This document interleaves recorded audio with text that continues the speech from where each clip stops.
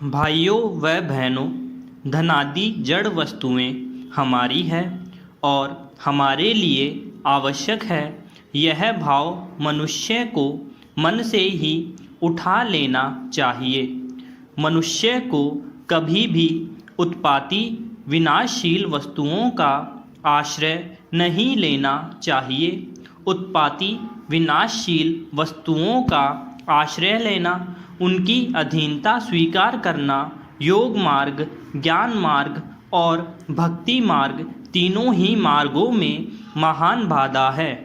उत्पाती विनाशशील वस्तुओं को प्राप्त करके अपने बड़प्पन का अनुभव करना ही उनके अधीन होना है। सद्गुण सदाचार सत है और दुर्गुण दुराचार असत है।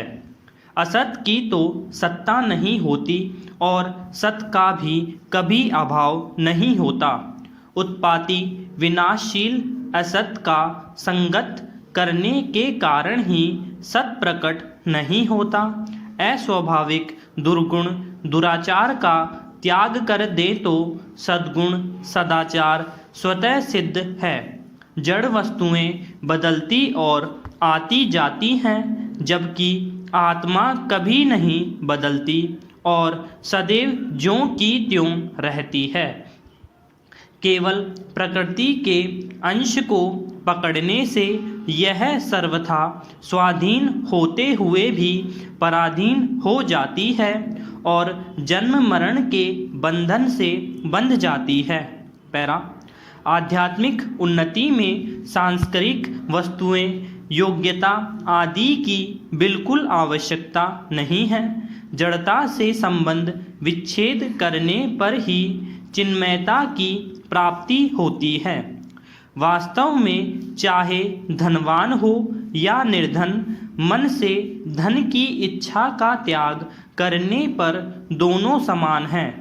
मनुष्य शरीर मिलने के बाद मनुष्य सांस्कारिक पदार्थों से निराश हो सकता है, क्योंकि संसार की कोई भी वस्तु किसी को बराबर मात्रा में और पूर्ण रूप से नहीं मिलती, परंतु सर्वत्र परिपूर्ण परमात्मा तत्व सभी को समान रूप से और पूरे के पूरे मिलते हैं। इसलिए परमात्मा तत्व की प्राप्ति से निराश होने का कोई स्थान नहीं है। मनुष्य शरीर मिल गया तो परमात्मा तत्व की प्राप्ति का अधिकार भी मिल गया। संसार को अपना मानते ही मनुष्य फंस जाता है और तरह तरह के दुख भोगता है।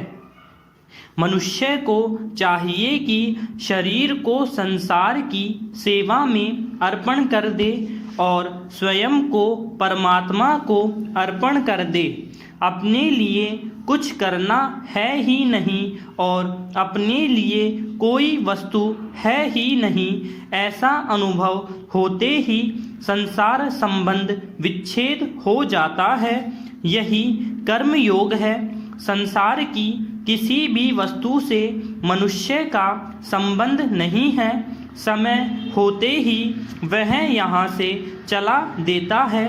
एक दिन सब वस्तुओं को ज्यों का त्यों छोड़कर जाना पड़ेगा। सब की सब वस्तुएं यहीं पड़ी रह जाएगी। यह शरीर भी यहीं रह जाएगा। इसलिए जब तक संसार में रहना है, तब तक निष्काम भाव से दूसरों की सेवा करनी है। जब जाएंगे तब साथ कुछ ले नहीं जाएंगे।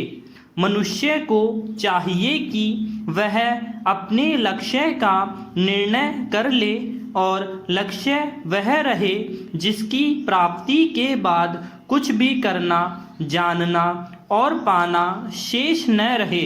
इसी को भगवान प्राप्ति कहते हैं। मनुष्य को दृढ़तापूर्वक यह मान लेना चाहिए कि ये उत्पन्न और नष्ट होने वाली वस्तुएं मेरी नहीं हैं।